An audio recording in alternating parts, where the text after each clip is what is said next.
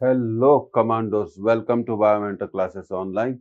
तो आपने पढ़ ही लिया होगा कि आज हम रिकैप सीरीज में रिलेटिव वेलोसिटी के टॉपिक को ले रहे हैं। और आप जानते हैं सिंपल है, इंटरेस्टिंग है और इम्पोर्टेंट तो है ही।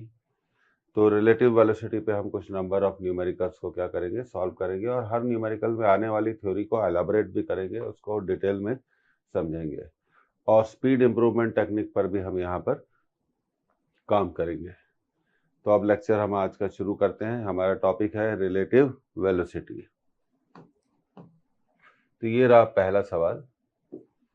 A particle A moves with a velocity 4i, another particle B moves with a velocity 3j. Find VAB and VBA. तो यहां पर आपको लिख लेना चाहिए एंड देयर मैग्नीट्यूड। अब देखिए VAB क्या है, relative velocity of A with respect to B, और VBA है relative velocity of B with respect to A। तो ये तो हम समझ गए और हम अच्छे से जानते हैं कि रिलेटिव वेलोसिटी की कंसेप्ट को सबसे पहले थोड़ा रिवाइव कर दें कि अगर हमें A की रिलेटिव वेलोसिटी निकालनी है विद रिस्पेक्ट टू B, तो हमें कुछ नहीं करना पड़ेगा। VAB को हम क्या लिख सकते हैं, VAB को हम लिख सकते हैं VA माइनस VB, और उसी तरह VBA को हम लिख सकते हैं VB माइनस VA। तो रिलेटिव वेलोसिटी को निकालने के लिए अगर A की रिलेटिव वेलोसिटी निकालनी है तो हमें B की डायरेक्शन को क्या करना पड़ेगा, रिवर्स करना पड़ेगा, और फिर उसका A के साथ B की रिवर्स डायरेक्शन का A के साथ रिजल्टेंट निकालना पड़ेगा। अगर हमें B की relative velocity with respect to A निकालनी है तो हमें क्या करना पड़ेगा, विद रिस्पेक्ट टू A निकालनी है, इसलिए हमें A की डायरेक्शन को क्या करना पड़ेगा, रिवर्स करना पड़ेगा और उसका B के साथ रिजल्टेंट लेना पड़ेगा। तो आपको दिया हुआ है यहाँ VA is 4i, VA is 4i and VB is 3j।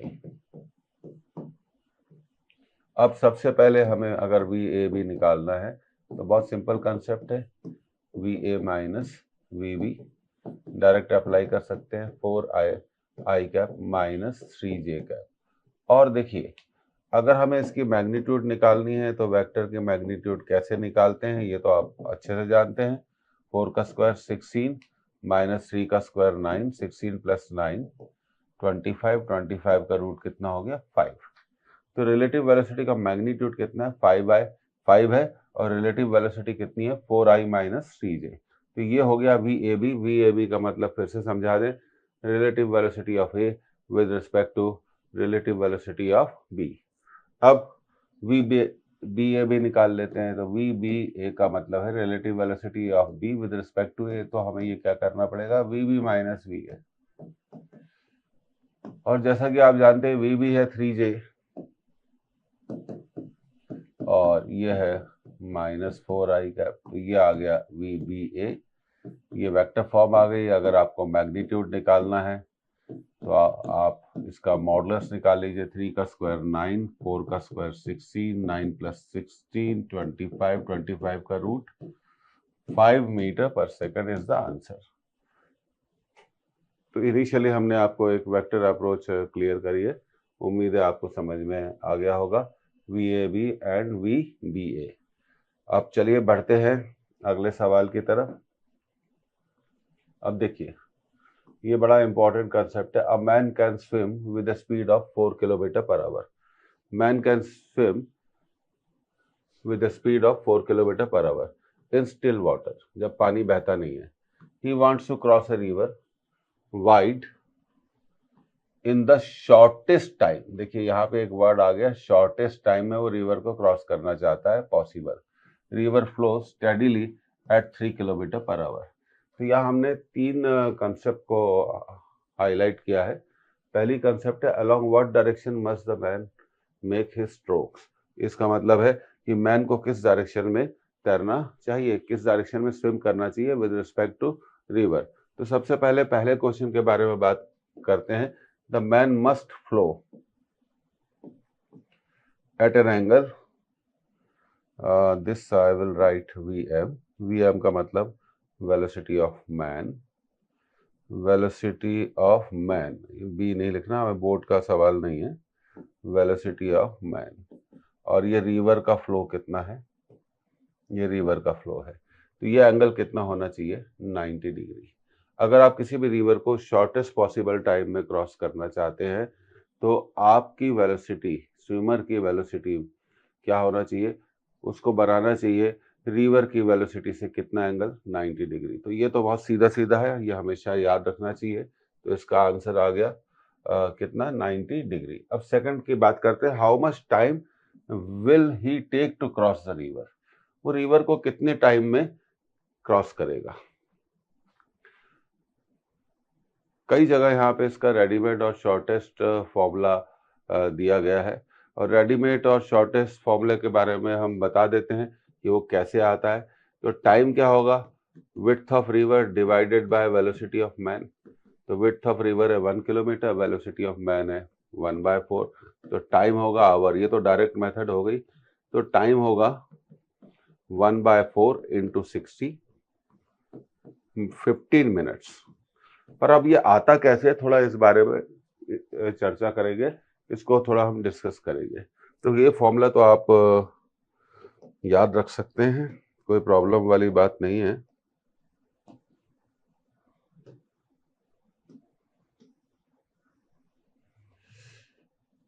अब बात करते हैं कि आया कैसे, हाउ इट कम्स। तो देखिए उसके लिए एक तरीका है, मैन की स्पीड है, यहाँ पे देखिए क्वेश्चन में मैन की स्पीड है 4, तो मैन की स्पीड है 4 और रिवर की स्पीड है 3। अब देखिए हम इसको नेम दे देते हैं A B and this is C and this is D, और ये रिवर फ्लो हो रही है। अब देखिए मैन का जो एफर्ट स्पीड है वो कितने एंगल पर है, 90 डिग्री पर है। तो मैन पॉइंट डी की तरफ स्विम करता है और रिवर ए से लेकर बी फ्लो हो रही है, तो रिवर मैन को क्या करेगी, पुश करेगी। तो जब रिवर मैन को पुश करेगी तो मैन रिवर में किस पाथ पर जाएगा, एसी पर जाएगा। किस पाथ पर जाएगा, एसी पर। तो ये हो गई उसकी रिजल्टेंट स्पीड। तो रिजल्टेंट स्पीड तो पाइथागोरस लॉ से हम बड़ा आसानी से निकाल सकते हैं, 3 स्क्वायर प्लस 4 स्क्वायर, तो आर आ गया आपका 5 किलोमीटर पर आवर। तो मैन रिवर को 5 किलोमीटर पर आवर के स्पीड से क्रॉस करता है और रिवर की विड्थ दी गई है 1 किलोमीटर। तो velocity is distance upon time, तो वेलोसिटी आर है, डिस्टेंस कितना ट्रैवल करता है रिवर के अंदर एसी, और टाइम क्या है, तो टाइम को हम निकाल सकते हैं किससे, AC divided by R, AC divided by 5। अगर आपको टाइम निकालना है तो आपको लेंथ एसी को क्या करना पड़ेगा, लेंथ एसी को आपको क्या करना पड़ेगा, कैलकुलेट करना पड़ेगा। तो आप क्या करते हैं, अब देखिए ये एंगल हम मान लेते हैं कितना है, अल्फा, तो ये एंगल भी कितना होगा, अल्फा। अब यहां से हम साइन अल्फा निकालते हैं, परपेंडिकुलर अपॉन हाइपोटेनस 4/5। तो देखिए परपेंडिकुलर 4 है और हाइपोटेनस की वैल्यू कितनी आ गई आपकी, 5 आ गई। पर अगर हम ट्रायंगल ACD में साइन अल्फा को हम क्या लिख सकते हैं, डिस्टेंस के फॉर्म में अगर लिखें तो परपेंडिकुलर AD अपॉन AC। तो साइन अल्फा कितना है, 4/5, और AD विड्थ ऑफ रिवर 1। तो यहाँ AC हमारे को कितना मिलेगा, AC कितना मिलेगा हमें, 5/4। तो AC की वैल्यू कितनी आ गई, 5/4। अब टाइम निकालने के लिए हमें क्या करना पड़ेगा, AC की वैल्यू आ गई 5/4 डिवाइडेड बाय आर 5, तो टाइम आ गया 1/4 आवर। तो अब ये फॉर्मूला, ये तरीका होता है इसको कैलकुलेट करने का। उम्मीद है आपको समझ में आ गया होगा कि कैसे हम इसको निकालते हैं। अगर रेडीमेड फॉर्मूले की बात करनी है तो देखिए ये फॉर्मूला तो बड़ा जोरदार है, तो ये हमें याद ही रहना चाहिए, D upon VM। What is D, width of river, what is VM, velocity of man, या वेलोसिटी ऑफ बोट बोल सकते हैं, वेलोसिटी ऑफ स्विमर बोल सकते हैं, दोनों बातें हो सकती है। अब what will be his drift, अब अगला सवाल है, तीसरा सवाल पूछा गया है कि उसकी ड्रिफ्ट क्या होगी। तो ड्रिफ्ट का पहले मतलब समझते हैं कि वो फ्लो स्विमिंग कर रहा था एडी डायरेक्शन में, रिवर उसे पुश कर रही थी एबी डायरेक्शन में, तो वो डी पर ना पहुंचकर कहां पहुंचा, डी पर ना पहुंचकर कहां पहुंचा, सी पर पहुंचा। तो ये जो डीसी डिस्टेंस होता है ये क्या कहलाएगा, ड्रिफ्ट कहलाएगा। डीसी डिस्टेंस क्या होता है, ड्रिफ्ट कहलाएगा। अब इस ड्रिफ्ट को कैलकुलेट करने के लिए आप बहुत आसानी से इस ड्रिफ्ट को कैलकुलेट कर सकते हैं। तो देखिए सबसे पहले हम क्या निकाल लेंगे, कॉस अल्फा, कॉस अल्फा ले सकते हैं, या एक काम करिए आप टेन अल्फा भी ले सकते हैं, tan alpha would be better. तो टेन अल्फा हम देखेंगे ये 4 है, और तो ये भी 4 होगा, तो टेन अल्फा आ गया 4/3। अब ट्रायंगल एसीडी में, कौन से ट्रायंगल में, ट्रायंगल एसीडी में टेन अल्फा क्या होगा, perpendicular upon base AD upon DC. Tan alpha की वैल्यू कितनी है, 4/3। एडी कितना है, विड्थ ऑफ रिवर, तो डीसी कितना हो गया, जिसे हम बोलेंगे ड्रिफ्ट, डीसी कितना हो गया, 3/4, 3/4 इंटू 1। तो अब ड्रिफ्ट के डायरेक्ट फॉर्मूले की बात करते हैं। तो अगर हम यहाँ पर ड्रिफ्ट का एक डायरेक्ट फॉर्मूला लिखें तो वो कैसे बनना चाहिए, शॉर्टकट मेथड। 3 किसकी वेलोसिटी है, वेलोसिटी ऑफ रिवर। 4 किसकी वेलोसिटी है, वेलोसिटी ऑफ मैन। और रिवर की विड्थ कितनी है, डी। तो ये ड्रिफ्ट का फॉर्मूला हो गया VR upon VM into D. तो उसकी जो ड्रिफ्ट होगी वो कितने किलोमीटर होगी, 3/4 किलोमीटर होगी। तो इस तरह से हमने इन दोनों सवालों को क्या कर लिया, सॉल्व कर लिया। उम्मीद है आपको समझ में आ गया होगा। तो हमेशा आप याद रखिए डायरेक्ट मेथड से भी हम इसको कर सकते हैं। अब देखिए यहाँ पर हम थोड़ा वर्कआउट करने जा रहे हैं। इसका आंसर क्या है, 90 degree with flow of river, with flow of river. और टाइम डी अपॉन VM। और ड्रिफ्ट की वैल्यू अगर हम देखें, अभी हमने इसका एक रेडीमेड फॉर्मूला बताया है, विड्थ ऑफ रिवर, ये देखिए, into VR upon VM, into VR upon VM। तो विद इन ए मिनट आप इन सारे सवालों का अगर शॉर्टकट फॉर्मूला याद रखते हैं तो बहुत जल्दी इन सवालों को आप क्या कर सकते हैं, सॉल्व कर सकते हैं। तो यहाँ पर जो हमने मेथड यूज करी है, एक सिंपल ट्रिग्नोमेट्री यूज करी है, साइन अल्फा और टेन अल्फा का यूज किया है। तो ये तो आपको समझ में आ गया होगा। साइन अल्फा और टेन अल्फा का हमने क्या करा है, यूज करा है, साइन अल्फा और टेन अल्फा का यूज किया है, और ये बिल्कुल क्लियर हो गया होगा। तो अब देखिए ये अगले सवाल की तरफ हम लोग बढ़ते हैं। तो फिर से एक बार डायग्रामेटिक रिप्रेजेंटेशन कर दें, वेलोसिटी ऑफ मैन या velocity of boat, velocity of river, और ये रिवर की विड्थ है, और ये कहलाएगी आपकी ड्रिफ्ट, ये कहलाएगी ड्रिफ्ट। और कितने डिग्री पे फ्लो होना चाहिए, 90 डिग्री पे। तो ड्रिफ्ट का फॉर्मूला हम बता चुके हैं, VR upon VM into D, VR upon VM into D.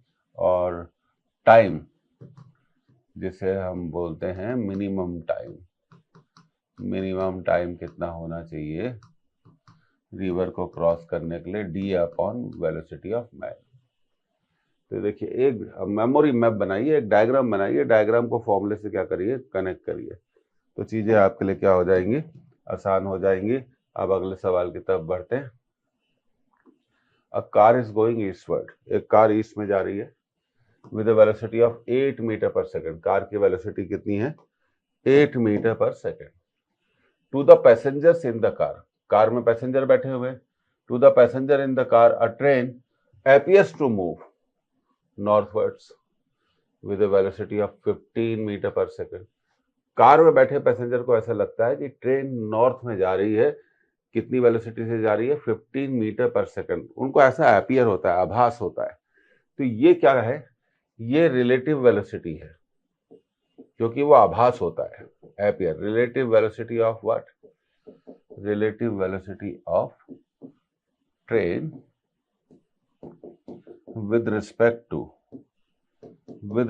to car।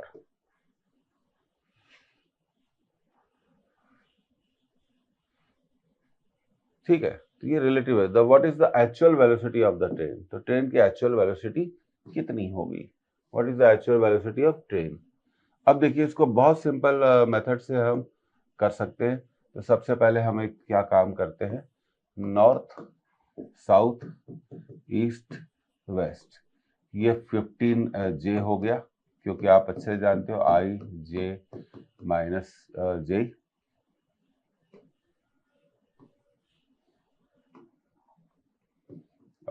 Minus आई होगा, सॉरी दिस विल बी। अब देखिए, इसको थोड़ा मैं कनेक्ट करके बता देता हूं।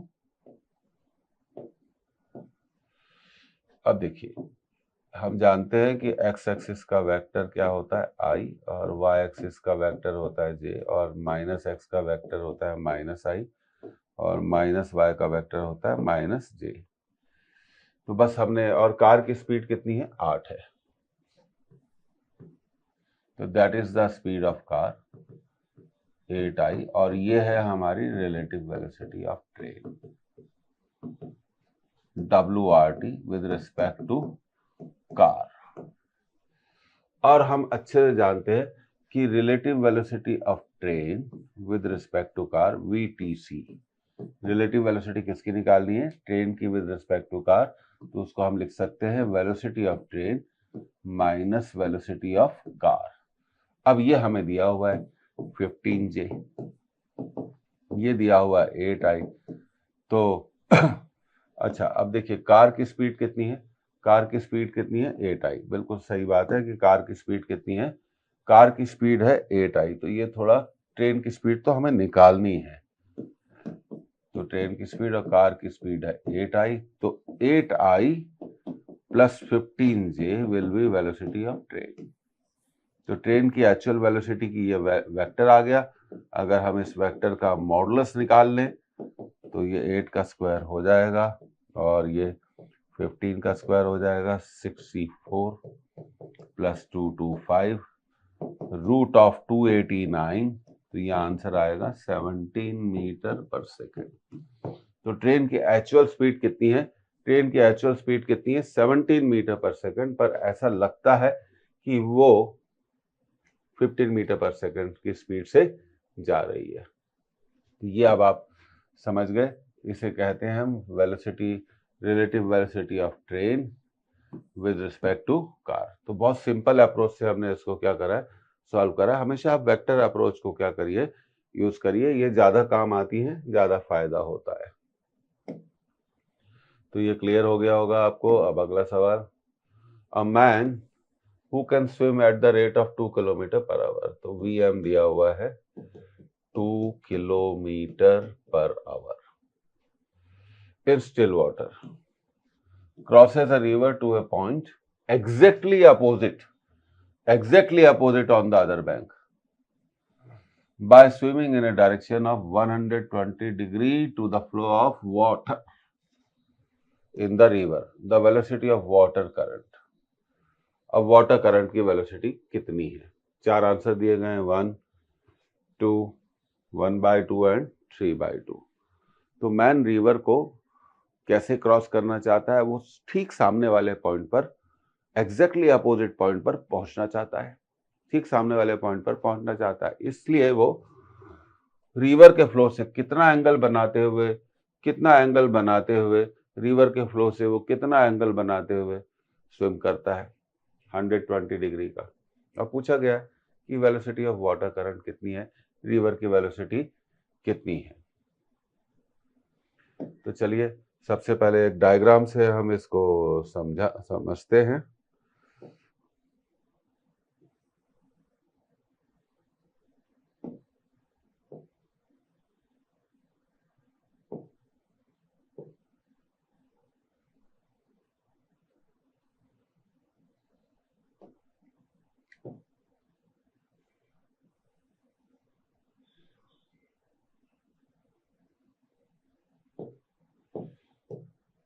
देखिए ये आपका मैन का स्पीड हो गया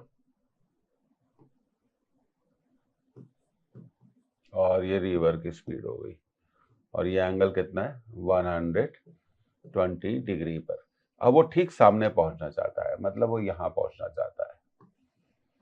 तो ये हमने पूरा कर लिया। तो ये एंगल कितना हो गया आपका 120, ये पूरा एंगल कितना हो गया 120 डिग्री। अब देखिए इसको थोड़ा अच्छे से लिख देते हैं तो थोड़ा ठीक रहेगा।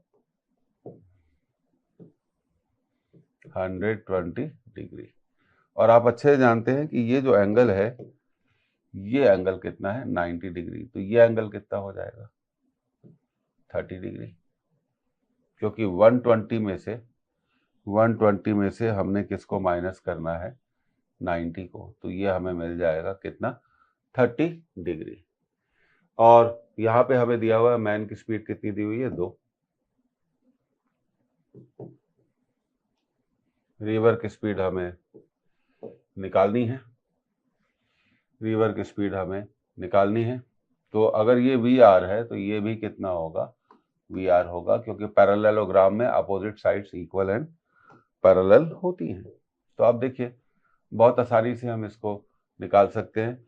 इस ट्रायंगल में ए बी सी डी, तो ट्रायंगल ए सी डी में बहुत सिंपल मेथड यूज करिए। साइन 30 को आप ले लीजिए, परपेंडिकुलर एंगल के सामने क्या होगा perpendicular V R upon hypotenuse. तो हाइपोटेनस कितना है 2, तो ये हो गया 1/2 वी आर बाय 2, 2 से 2 कैंसिल। तो वेलोसिटी ऑफ रिवर क्या होगी 1 किलोमीटर। अब देखिए यूनिट देख लेते हैं कि यूनिट क्या दी गई है 1 किलोमीटर पर आवर। तो 1 किलोमीटर पर आवर, तो यूनिट में हम लिख देते हैं 1 किलोमीटर पर आवर। कितना आसानी से देखिए, वो मैन का एफर्ट क्या है, वो एडी डायरेक्शन में तैरता है, क्योंकि उसको ठीक ए के ठीक सामने अपोजिट बैंक पर सी पर पहुंचना है। तो हमने देखिए किसी भी तरह का कोई कॉम्प्लिकेटेड वेक्टर लॉ यहाँ पर यूज करा ही नहीं है। हमने एक सीधे सीधे ट्रायंगल से साइन थीटा एंगल के सामने वाली जो साइड होती है ये क्या होती है परपेंडिकुलर होती है। ये परपेंडिकुलर हो गया और ये क्या हो गया हाइपोटेनस हो गया। तो इस तरह से आप आसानी से इसको कर सकते हैं। तो इसका आंसर हो गया first is the correct answer. हमें 2 बातों का ध्यान रखना है। पहली बात, हमें क्वेश्चन को सॉल्व भी करना है, दूसरी बात सही भी करना है। एक और बात का ध्यान रखना है, 1 मिनट के अंदर करना है। तो ये सब चीजें क्या होती हैं जो अभी हमने करी हैं, तो ये सब चीजें क्या होती हैं बड़ी काम आती हैं। ये देखिए एक सिंपल ट्रिग्नोमेट्री का यूज हमारे एक टफ क्वेश्चन को भी इजी बना देता है और स्पीड सॉल्यूशन की तरफ हम बढ़ जाते हैं। तो ये आपको समझ में आ गया होगा। अब अगले सवाल की तरफ रुक करते हैं। अब देखिए ऐसे क्वेश्चन इंपॉर्टेंट होते हैं, अगर हम प्रीवियस पेपर्स में देखें तो आते रहते हैं। A person standing on the escalator takes time t1 to reach the top of tower. Escalator पे मूविंग स्टेयर्स पर खड़ा है और वो टावर के टॉप पर t1 टाइम में पहुंच जाता है। When the escalator is moving, ठीक है, he takes time t2 to reach the top of tower when the escalator is standing। जब एस्केलेटर खड़ा है तब वो अपने पांव के बल पर ऊपर जाएगा। अब पूछा गया है how long will he take if he walks up a moving escalator. वो कितने टाइम में पहुंचेगा अगर वो चलते हुए ही एस्केलेटर पे ऊपर चढ़ते हुए, मूविंग एस्केलेटर पे ऊपर चढ़ते हुए टॉप ऑफ टावर पे पहुंचेगा। तो अब देखिए ये आपने क्वेश्चन अब पढ़ लिया। अब इसमें खास बातें क्या है, पहले वीएम को हम मान लेते हैं वेलोसिटी ऑफ मैन, दूसरा हम वीई को मान लेते हैं वेलोसिटी ऑफ एस्केलेटर, ये हमने मान लिया। और डी को मान लेते हैं distance of top of tower, top of tower का डिस्टेंस। अब क्वेश्चन में दिया गया है कि जब वो एस्केलेटर पे खड़ा रहता है, तो एस्केलेटर, मूविंग एस्केलेटर पे खड़ा रहता है, तो उसे वो T1 टाइम में पहुंचा देता है। तो हम जानते हैं मूविंग एस्केलेटर पे खड़ा हुआ है तो VE equal to D upon T1, ये हमारा पहला कंसेप्ट आ गया। फिर he takes time T2 to reach the top of tower when escalator is the escalator is standing। जब एस्केलेटर खड़ा होता है, नहीं चल रहा होता है, तब वो अपनी वेलोसिटी से बिल्डिंग के टॉप पर जाता है, तब उसको कितना टाइम लगता है, T2। And when man walks up in the moving escalator,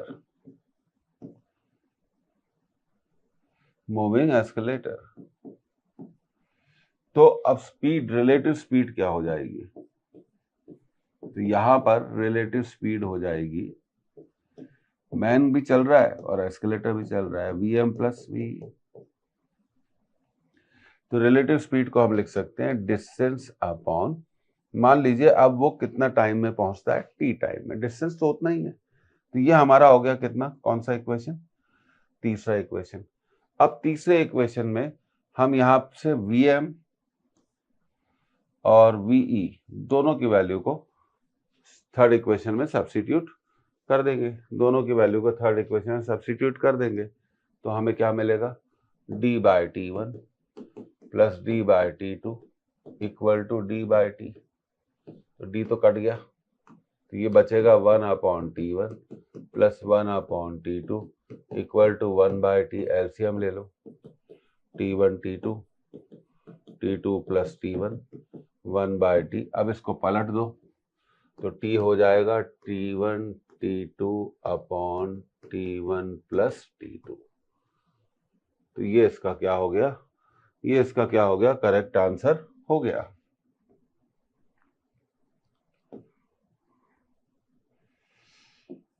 fourth option is the, देख लीजिए, fourth option is the correct option. जब मूविंग एस्केलेटर पे खड़ा होता है तो हमारा फॉर्मूला था V इक्वल टू D/T1, और रुके हुए एस्केलेटर पे वो खुद चल के जाता है ऊपर, तो फॉर्मूला होगा Vm equal to D upon T2। अब वो भी चल रहा है और एस्केलेटर भी चल रहा है, वो भी चल रहा है और एस्केलेटर भी चल रहा है, तब फॉर्मूला हो जाएगा Vm plus V equal to D/T। और कुछ नहीं करना था, फर्स्ट इक्वेशन और सेकंड इक्वेशन से यहाँ पर Vm और V की वैल्यू रख देते हैं, तो हमारा आंसर क्या होता है, आ जाता है। यही हमने किया, तो ये हमारा क्या हो गया, correct option, T equal to T1 T2 upon T1 plus T2।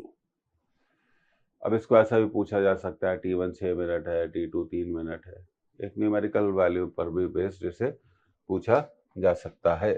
तो अब अगले सवाल की तरफ बढ़ते हैं। The stream of a river is flowing with the speed of 2 kilometre per hour. एक रिवर 2 किलोमीटर पर आवर की स्पीड से फ्लो हो रही है।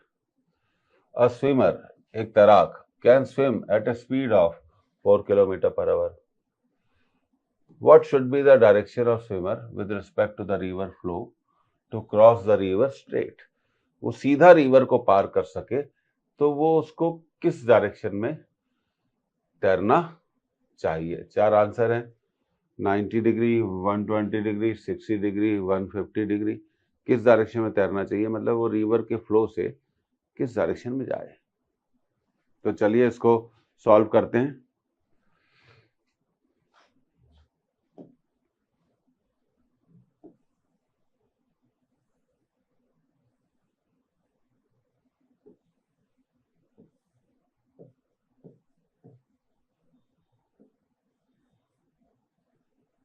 ये वेलोसिटी ऑफ मैन स्विमर, और ये हमें दिया हुआ है रिवर की स्पीड कितनी दी हुई है, 2,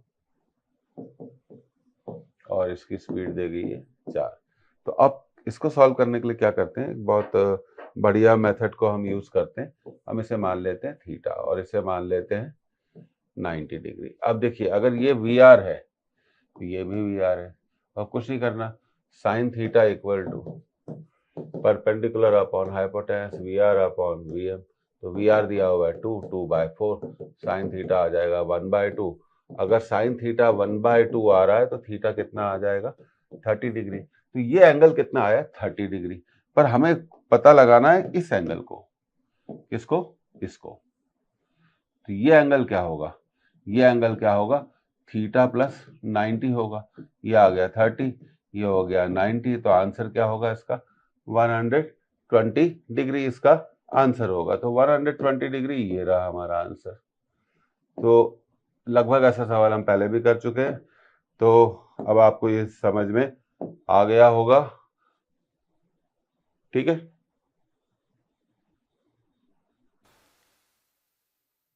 चलिए अब अगला सवाल पे आते हैं। तो अब तक आपको थ्योरी तो रिलेटिव मोशन के कुछ बेसिक कंसेप्ट पे हमने काम किया है। अब अगला सवाल करते हैं। ये देखिए, अब पार्टिकल, पहले सवाल को पढ़ेंगे। अब particle is moving towards north, north में जा रहा है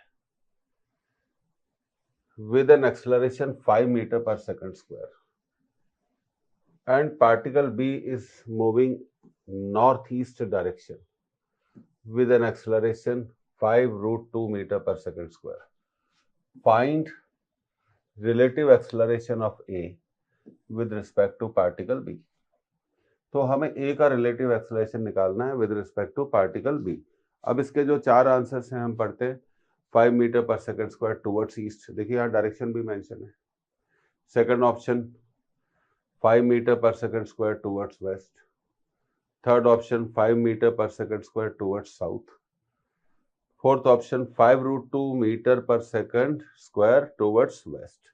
तो ये चार आंसर है। अब इसको सॉल्व करने की दो मेथड्स हम आपको बताएंगे, और दो मेथड्स पे हमें इसमें काम करना पड़ेगा।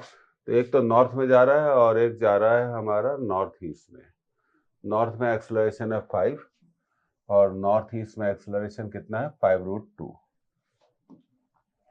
तो सबसे पहले तो हम एक काम करते हैं, थोड़ा अपना डायरेक्शंस बना लेते हैं यहाँ पर। ये देखिए,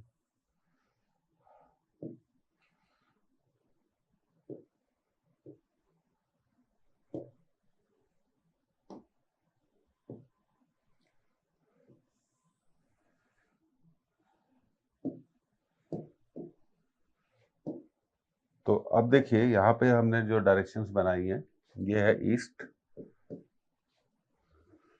नॉर्थ, वेस्ट और साउथ। तो पहला जो पार्टिकल है आपका वो कहाँ जा रहा है, क्वेश्चन के हिसाब से नॉर्थ में जा रहा है with an acceleration 5 metre per second square. तो 5 मीटर पर सेकंड स्क्वायर के एक्सेलरेशन से नॉर्थ में जा रहा है।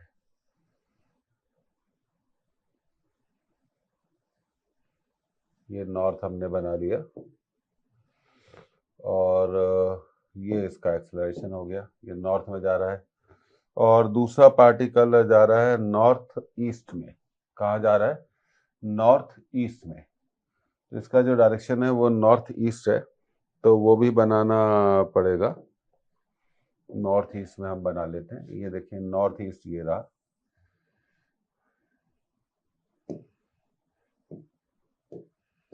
तो ये अब हमारी सिचुएशन आ गई, और ये ए है और इसका एक्सेलरेशन हम लिख लेते हैं ए 5, और ये नॉर्थ ईस्ट में एक्सेलरेशन है 5√2। तो अब ये हो गया हमारा बी, एक्सेलरेशन ऑफ बी। हमें रिलेटिव एक्सेलरेशन निकालना है ए का विद रिस्पेक्ट टू बी, क्योंकि हमें ए का रिलेटिव एक्सेलरेशन निकालना है विद रिस्पेक्ट टू बी। तो सबसे पहले हम क्या करेंगे, तो जो बी की डायरेक्शन है उसको हम क्या कर देंगे, रिवर्स कर देंगे।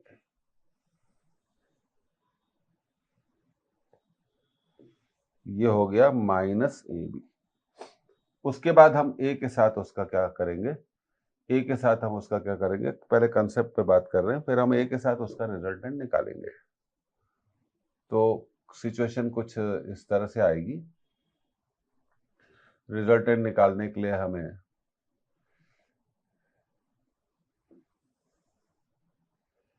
ये हमने पैरेललोग्राम को कंप्लीट कर दिया और ये रिजल्टेंट आएगा। तो this is the relative acceleration of A with respect to B. तो ये तो हमने आपको एक डायग्रामेटिकली कंसेप्ट से आपको समझा दिया। अब अगर हम इसकी वेक्टर अप्रोच पे बात करें तो थोड़ा हम आपको बताना चाहते हैं कि एक एक्सेलरेशन को हम वेक्टर फॉर्मेट में लिख सकते हैं 5j कैप, क्योंकि 5 है और j, क्योंकि मैंने आपको ये बताया हम इसको ले सकते हैं x, इसको ले सकते हैं y, इसको ले सकते हैं -x और इसको ले सकते हैं -y। अब नॉर्थ ईस्ट का जो एंगल होता है वो कितना होता है? 45 डिग्री होता है। तो हम क्या करेंगे, 5√2 को रिजॉल्व करेंगे कितने एंगल पे? 45 डिग्री पर। तो ये आ जाएगा 5√2 cos 45। cos 45 होता है 1/√2, तो इसकी वैल्यू आ जाएगी 5। और दूसरी ये वैल्यू हम निकाल लेंगे 5√2 sin 45, तो इसकी वैल्यू भी कितनी आ जाएगी? 5। तो बी के एक्सेलरेशन को हम लिख सकते हैं, उसका X component plus Y component. तो एक्स कंपोनेंट है आपका 5y लिखा जा सकता है और y कंपोनेंट को लिखा जा सकता है ऊपर की तरफ है 5j। तो ये वेक्टर मेथड से हमने इसको क्या कर लिया, कैलकुलेट कर लिया। अब हमें a का relative acceleration with respect to b निकालना है। तो हम अच्छे से जानते हैं कि a का relative acceleration with respect to b, जिसे हम बोलेंगे AAB, can be written as AA minus AB। यही अप्रोच है और हम AA से AB को क्या कर देंगे? माइनस कर देंगे। और AA हमें मालूम है 5j और ये हमें मालूम है। अब देखिए, तो A with respect to B, AA minus AB, तो ये है 5j और ये है 5y cap plus 5j cap. Minus करा तो कितना आया? -5j। अब तो -5j को हम लिख सकते हैं 5 इंटू -j। और आप जानते हैं नॉर्थ, ईस्ट, साउथ, वेस्ट, ये x है, ये y है और ये -x है और ये -y है। तो उसकी जो डायरेक्शन होगी, देखिए, अच्छा 5 - j कैप नहीं आएगा, ये मुझसे यहाँ गलती हो गई, तो मुझे इसको लिखना चाहिए 5 - i कैप। तो हम अब लिखेंगे रिलेटिव एक्सेलरेशन ऑफ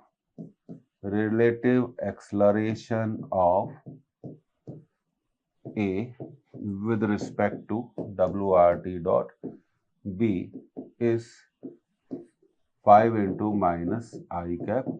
तो मैग्नीट्यूड हो गया इसका, क्लियरली 5 दिख रहा है। और डायरेक्शन हो गई -j कैप, मतलब क्या हम इसको लिख सकते हैं? वेस्ट। तो आंसर है कि रिलेटिव एक्सेलरेशन की जो वैल्यू है वो कितनी है? 5 है और उसकी डायरेक्शन क्या है? y एक्सिस पर है, मतलब वेस्ट पर है। तो ये हमारा आंसर सेकंड इज करेक्ट।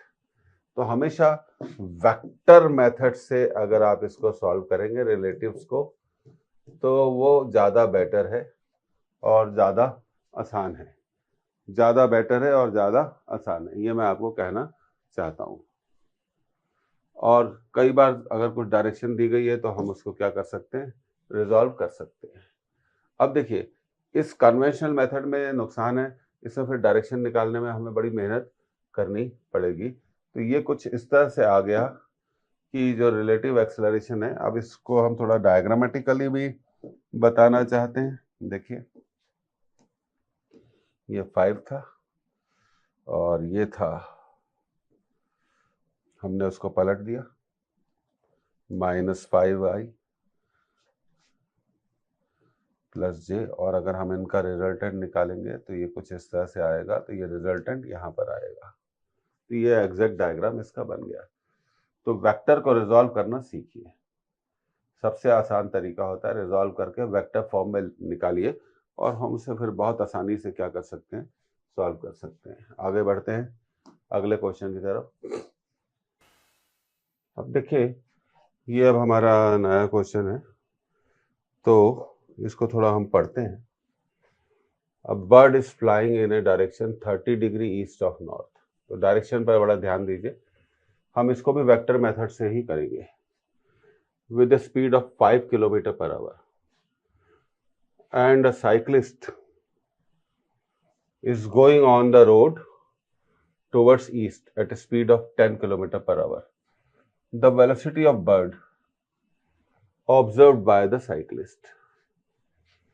तो हमें ये निकालना है कि साइक्लिस्ट बर्ड की वेलोसिटी को क्या ऑब्जर्व करता है।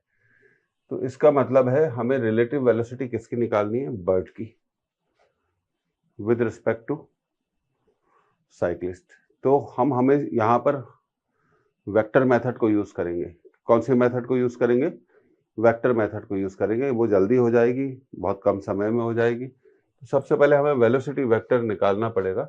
अब देखिए 4 आंसर्स हैं। पहला आंसर है 5√3 kilometre per hour in direction 60 degree west of north, 5 kilometre per hour in north direction, 5√3 kilometre per hour in direction at 60 degree, 10√3 kilometre per hour in direction at 30 degree west of north. अब यहाँ mention नहीं है 60 degree कहाँ से है। तो चलिए सबसे पहले वेक्टर निकालने का काम करते हैं। हमारा बर्ड मूव कर रहा है 30 degree east of north with speed of 5 kilometre per hour. तो कुछ ऐसा होगा, ये नॉर्थ है, ये ईस्ट है, ये वेस्ट है, और ये साउथ है। तो सबसे पहले हम बर्ड की वेलोसिटी कितनी है, 5 किलोमीटर पर आवर, ये बर्ड की वेलोसिटी है 30 डिग्री ईस्ट ऑफ नॉर्थ। तो अब देखिए यहाँ पर हम इसको क्या करेंगे, रिजॉल्व करेंगे। तो इसका एक्स, ये हॉरिजॉन्टल ये कंपोनेंट आएगा, 30 डिग्री एंगल बन रहा है, तो ये होगा 5 cos 30, तो ये होगा 5√3/2, और ये कंपोनेंट आएगा हमारा 5 sin 30, तो ये होगा 5/2।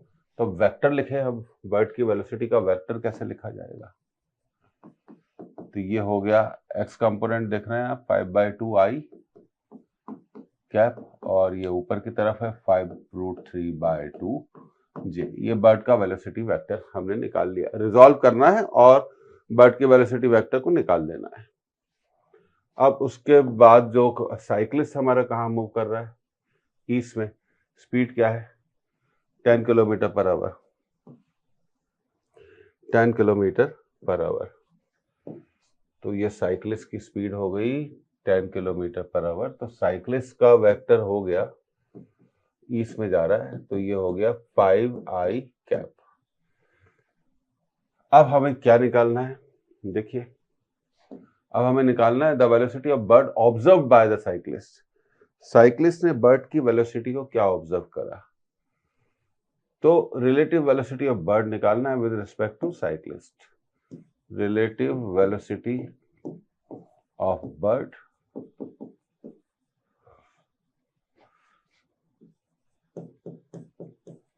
with respect to cyclist। तो हम इसको कह सकते हैं relative velocity of bird with respect to cyclist, VBC। तो VBC निकालने के लिए हमें क्या करना पड़ेगा, VC minus VB, but VC minus VB। एक मिनट, यहाँ पे थोड़ा relative velocity of bird with respect to cyclist, तो साइक्लिस्ट की स्पीड को क्या करना होगा, माइनस करना होगा, VB माइनस VC। अब VB क्या है देखिए,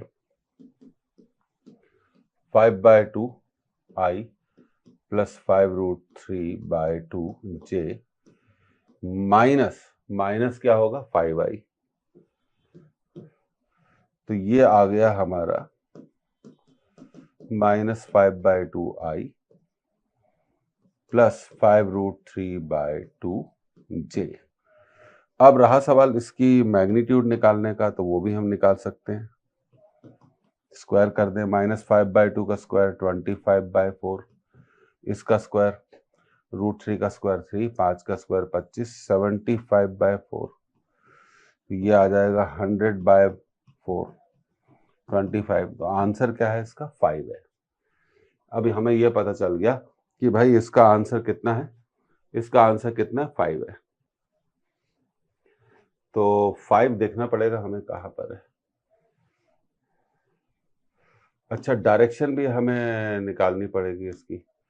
तो डायरेक्शन निकालने का तो काम बहुत आसान है। -5/2 अगली स्लाइड में हम चलते हैं और डायरेक्शन को कैलकुलेट कर लेते हैं।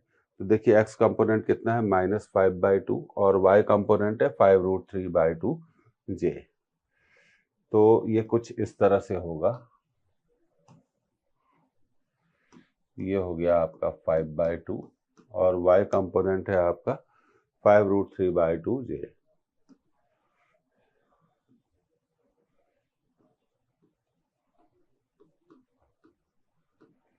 और ये हो गया -5/2i, -5/2i।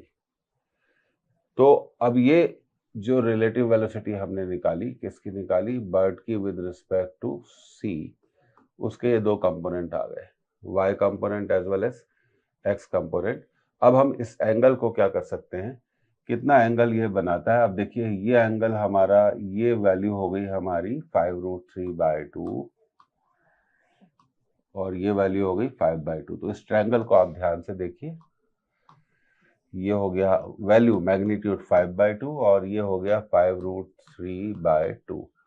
तो ये एंगल हम निकाल लेंगे tan थीटा इस 5√3/2 डिवाइडेड बाय 5/2 कैंसिल हो गया, तो tan थीटा आ गया √3। तो थीटा आ गया हमारा कितना? 60 degree.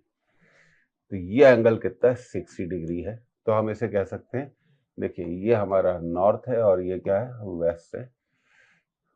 60 degree north of west. 60 degree थोड़ा कठिन सवाल है डायरेक्शन के मामले में, लेकिन हमें इसको ऐसे निकाल सकते हैं, 60 डिग्री नॉर्थ ऑफ वेस्ट। अब ये देखिए कहीं ना कहीं इन आंसर्स में 60 डिग्री नॉर्थ ऑफ वेस्ट, तो आंसर तो 5 आएगा, ये तो नॉर्थ ऑफ वेस्ट 60 डिग्री, इसको सुधार लेते हैं, नॉर्थ ऑफ वेस्ट कर लेते हैं। अब बिल्कुल हमारा ये आंसर क्या हो जाएगा? मैच हो जाएगा। तो मैं आपको फिर से बता दूं कि वेक्टर मेथड ही सबसे आसान है। ये वेक्टर में हमने बदल लिया, उसके बाद रिलेटिव वेलोसिटी हमें निकालनी है, बर्ड की with respect to cyclist minus कर दिया, तो ये आ गया -5/2i प्लस 5√3/2। अब हमने इसका मॉडुलस निकाला 25/4 और ये 75/4, 100/4, 25 का रूट कितना हो गया? 5। तो रिलेटिव वेलोसिटी 5 हो गई, ये तो बिल्कुल तय हो गया। और ये एंगल कितना निकाल लिया हमने? 60 डिग्री। क्योंकि जब हम एंगल निकालेंगे, ये एक्यूट एंगल दिख रहा है, तो हमें सिर्फ मैग्नीट्यूड लेना है। इसकी मैग्नीट्यूड कितनी है? इसकी मैग्नीट्यूड कितनी है? 5 है, 5/2। और इसकी मैग्नीट्यूड कितनी है? ये एंगल हमने निकाल लिया 60 डिग्री। ये 60 डिग्री है, तो अगर ये एंगल है आपका 120 डिग्री, क्योंकि एक लाइन पर बनने वाला पूरा एंगल कितना होता है? 180। तो ये बड़ा इस तरीके से हम इसको सॉल्व कर सकते हैं। हमेशा वेक्टर मेथड को ही आप यूज करिए। अब देखिए अगला सवाल, अ boat which has a speed of 5 km/h, ठीक है, इन still water crosses a river of width 1 kilometer along the shortest possible path in 15 minutes. The velocity of river water. अब देखिए बड़ा अच्छा सवाल है।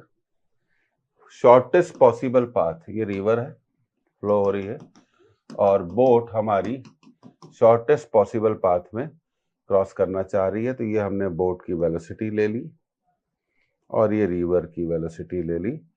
तो पाथ क्या होगा इसका? So this will be the path along which shortest possible path ए से चल के ठीक सामने सी पर पहुंचना, और ये टाइम हमें दे दिया है और रिवर की विड्थ भी हमें दे दी है कितनी, 1 किलोमीटर। अब ये टाइम हमें दे दिया है, तो देखिए वेलोसिटी इज डिस्टेंस, तो ये इन दोनों का रिजल्टेंट है, ये बोट की वेलोसिटी है और ये रिवर की वेलोसिटी है। यहाँ थोड़ा हमें सुधारना पड़ेगा, ये रिवर की वेलोसिटी है, तो बोट और रिवर की वेलोसिटी का क्या होगा, रिजल्टेंट होगा, वो 90 डिग्री पर होगा शॉर्टेस्ट पॉसिबल पाथ के लिए। तो अब देखिए वेलोसिटी क्या होती है, डिस्टेंस अपॉन टाइम। तो बोट का एफर्ट वेलोसिटी कितना था, वीबी था, और रिवर की वेलोसिटी कितनी थी, वी आर। पर जब बोट रिवर को क्रॉस करती है तो ना वीबी वेलोसिटी से क्रॉस करती है ना वी आर वेलोसिटी से क्रॉस करती है, वो रिजल्टेंट वेलोसिटी से क्रॉस करती है। तो रिजल्टेंट वेलोसिटी डिस्टेंस 1 किलोमीटर है और ये टाइम दिया हुआ है हमें, तो टाइम हमें दिया हुआ है 15 मिनट। अब देखिए 15 मिनट को हम 60 से डिवाइड कर देते हैं तो आवर में आ जाएगा, 1/4 आवर। ये हो गया 1/4, तो रिजल्टेंट वेलोसिटी कितनी आ गई, 4 आ गई।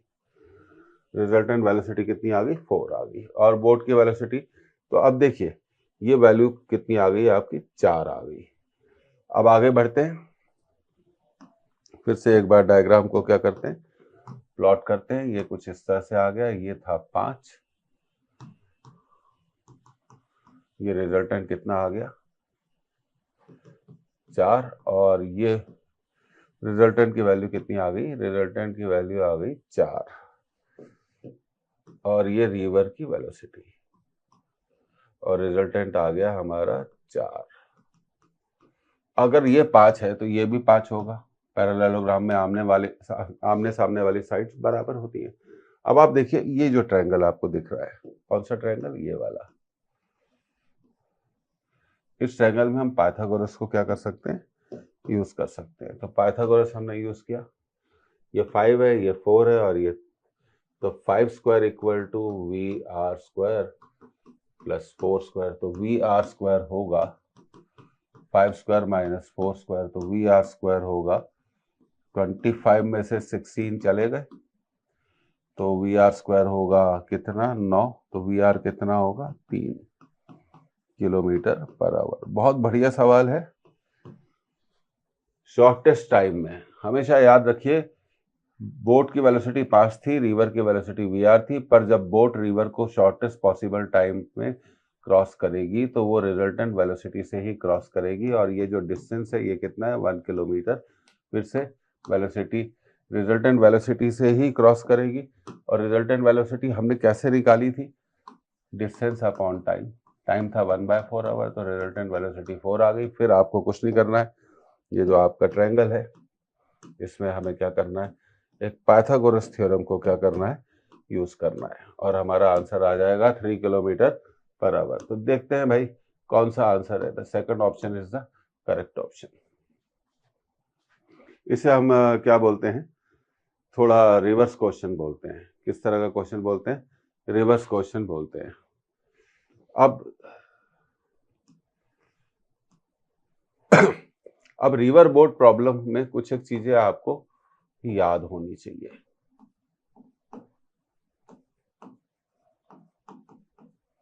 दो पार्ट कर देते हैं, शॉर्टेस्ट पाथ। तो कंसेप्ट ये है,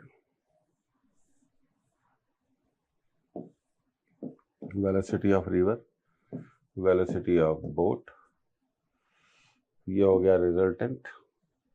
पहला पॉइंट आपको याद होना चाहिए, Pythagoras theorem, V B square equal to R square plus V R square. दूसरा पॉइंट ये थीटा है, अगर ये वी आर है तो ये भी वी आर है, ठीक है। तो दूसरा पॉइंट आपको मालूम होना चाहिए कि साइन थीटा परपेंडिकुलर, इस ट्रायंगल में देखिए कौन से ट्रायंगल की हम बात कर रहे हैं, हम इस ट्रायंगल की बात कर रहे हैं, इसकी बात कर रहे हैं। साइन थीटा क्या होगा, V R upon V B. ये थीटा है और ये एंगल कितना है, 90 डिग्री है, तो ये साइन थीटा निकाल सकते हैं। और तीसरी बात आपको हमेशा याद रखनी चाहिए कि वेलोसिटी क्या होती है, डिस्टेंस अपॉन टाइम, और रिवर की विड्थ कितनी है, डी, और डी बाय टी, और डी। ये तीन बातें आपको शॉर्टेस्ट पॉसिबल पाथ में मालूम होनी चाहिए। अब शॉर्टेस्ट टाइम, सेकंड कंसेप्ट है शॉर्टेस्ट टाइम। शॉर्टेस्ट टाइम के लिए हमें रिवर को कितने डिग्री पे क्रॉस करना पड़ेगा, 90 डिग्री पर। ये बोट की वेलोसिटी हो गई, ये रिवर की वेलोसिटी हो गई, ये रिजल्टेंट हो गया। तो पहला point R square equal to V B square plus V R square. और विड्थ कितनी हो गई रिवर की विड्थ कितनी हो गई डी। तो हमेशा याद रखिए टाइम क्या होगा, मिनिमम टाइम की वैल्यू क्या होगी, ये हमें याद रखना चाहिए। Velocity is distance upon time, तो टाइम होगा distance upon velocity, distance D है और वेलोसिटी क्या है बोट। ये देखिए हम डायरेक्ट इसको क्या कर सकते हैं, अप्लाई कर सकते हैं। तो इतनी शॉर्टेस्ट टाइम में ये सब बातें आपको क्या होनी चाहिए, याद होनी चाहिए। ये बड़ा ज़रूरी है ये सब चीज़ों के बारे में। और ये जो डिस्टेंस होता है, हम बोट चली थी ए से बी पर ना पहुंचकर कहाँ पहुंच गई, सी पर, तो बी सी कहलाता है आपका ड्रिफ्ट। क्या कहलाता है, ड्रिफ्ट। और ड्रिफ्ट का भी हमें फॉर्मूला मालूम होना चाहिए, ड्रिफ्ट का भी फॉर्मूला हमें मालूम होना चाहिए, ये हमने आपको बताया था। तो ये सब चीज़ें आपको रिवर बोट प्रॉब्लम में मालूम होना चाहिए। दूसरा मैं आपको एडवाइस कर रहा हूँ कि जब भी आपको अगर रिलेटिव वेलोसिटी को सॉल्व करना है, तो रिलेटिव वेलोसिटी को सॉल्व करने के लिए वेक्टर मेथड को क्या करिए, हमेशा आप यूज़ करिए। वेक्टर मेथड को हमेशा यूज़ करना चाहिए। अब हम एक स्लाइड पे जाके फिर से इसको थोड़ा वेक्टर मेथड के बारे में आपको बताना चाहते हैं। तो देखिए वेक्टर मेथड में एक कंसेप्ट होती है, ये देखिए प्लेन साइड हमने ले ली। अब जैसे मान लीजिए एक वेलोसिटी है v और ये हमारा हो गया ईस्ट, ये हो गया नॉर्थ, ये हो गया वेस्ट, ये हो गया साउथ और ये एंगल है थीटा। तो वेलोसिटी का वेक्टर क्या होगा, v cos theta into i cap plus v sin theta into j cap. तो ये सब चीजें हमें क्या होनी चाहिए, बिल्कुल मालूम होनी चाहिए। ये v sin थीटा हो गया और ये हो गया v cos थीटा। कुछ बच्चों को दिक्कत होती है इस तरह के केसेस में, तो वो भी मैं आपको पहले क्लियर करना चाहता हूँ। ये v है और मान लीजिए ये एंगल है थीटा, तो ये कंपोनेंट आ गया v cos थीटा और ये कंपोनेंट आ गया v sin थीटा। ऐसे केस में वेलोसिटी का वेक्टर क्या होगा, ये देखिए माइनस एक्स पर आ रहा है, इसलिए ये होगा minus v cos theta into i cap और v sin theta into j cap. ये सब चीजें बिल्कुल इंस्टेंट होनी चाहिए और बहुत जल्दी हमें इन्हें क्या करना चाहिए, सॉल्व करना चाहिए। बहुत जल्दी हमें इन्हें सॉल्व करना चाहिए। अब ऐसा भी केस आ सकता है, पूछते हैं इसलिए मैंने सोचा इसको एक बार रिवाइज कर दें। अब मान लीजिए वेक्टर इस तरह से है, तो हम इसको रिजॉल्व करेंगे तो ये आएगा v cos थीटा और इधर आएगा v sin थीटा। तो वेलोसिटी का वेक्टर यहाँ पर होगा, क्योंकि ये बाई तरफ है, minus v cos theta into i cap और ये नीचे है, ये कहाँ है, नीचे है, तो minus v sin theta into j cap. तो ये सब चीजें छोटी छोटी चीजें हैं, ये सब हमें मालूम होनी चाहिए। अब एक केस और बच गया है, आप चाहोगे तो हम उसको भी कर सकते हैं। देखिए अब यहाँ पर हमें थोड़ी जगह चाहिए, तो जगह हम ढूंढते हैं यहाँ पर। ये देखिए अब हम यहाँ पे भी एक इस चीज को कर सकते हैं। अब मान लीजिए कि वेलोसिटी ऐसे एंगल बना रही है, तो अब इसको रिजॉल्व करा तो ये आ गया v cos थीटा और नीचे आ गया v sin थीटा। तो हमें वेक्टर नोटेशन में कैसे लिखना है, v equal to v cos theta i cap, क्योंकि वो नीचे है इसलिए होगा minus v sin theta into j cap. तो ये रिजॉल्व करने की क्या है, कुछ बेसिक चीजें हैं ये जो मैं आपको बताना चाहता हूँ, जो मैं आपको बताना चाहता हूँ। तो ये हमें आना चाहिए। और वी ए बी, अगला last point, relative velocity of A with respect to B. तो वी ए बी हम क्या लिखेंगे, वी ए बी को हम क्या लिखेंगे, relative with respect to B, तो बी माइनस होगा V A minus V B. और लास्ट पॉइंट अब जो हम और क्लियर करना चाहते हैं, V B A, rapid revision है, रिकैप है, तो ये हो जाएगा relative velocity of B with respect to A. तो विद रिस्पेक्ट टू ए है, इसलिए हम ए को क्या करेंगे, माइनस करेंगे। अम्ब्रेला प्रॉब्लम होता है, एरोप्लेन प्रॉब्लम्स होते हैं। कंसेप्ट आपको क्या होनी चाहिए, मालूम होनी चाहिए। अगर आपको कंसेप्ट मालूम है तो ये सब चीज़ें मुझे लगता है कि हम बहुत आसानी से कर सकते हैं। तो ये सब चीज़ें मैं चाहता था कि एक बार मैं आपको क्या कर दूं, दोबारा इन सब चीज़ों के बारे में बता दूं। तो आप देखिए, उम्मीद है आपको ये लेक्चर पसंद आया होगा। Best of luck, thank you for joining it. फिर मिलेंगे नए सवालों के साथ, नई कंसेप्ट के साथ। तो ये सब चीज़ें रैपिड रिवीजन पे होनी चाहिए। देखिए, ये उनके लिए बड़ा फ़ायदे वाला है जिन्होंने पहला पढ़ा हुआ है। फिर मिलते हैं, अगेन थैंक यू। और अगला चैप्टर है हमारा रिकैप सीरीज में न्यूटन्स लॉज ऑफ मोशन से शुरुआत करेंगे अगली रिकैप सीरीज के लेक्चर की। Thank you again.